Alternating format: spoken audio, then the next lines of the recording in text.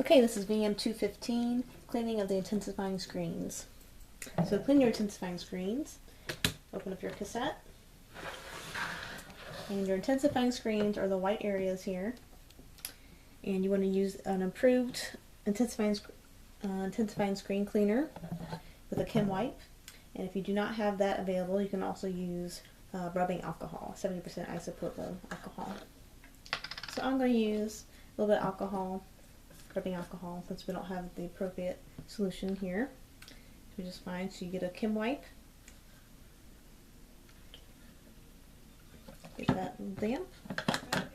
And then you just gently wipe the screens free of dust.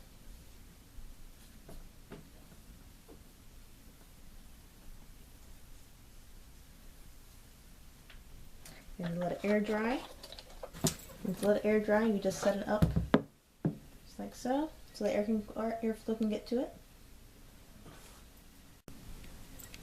And once it's completely dry, you can feel free to load your film and use it like normal.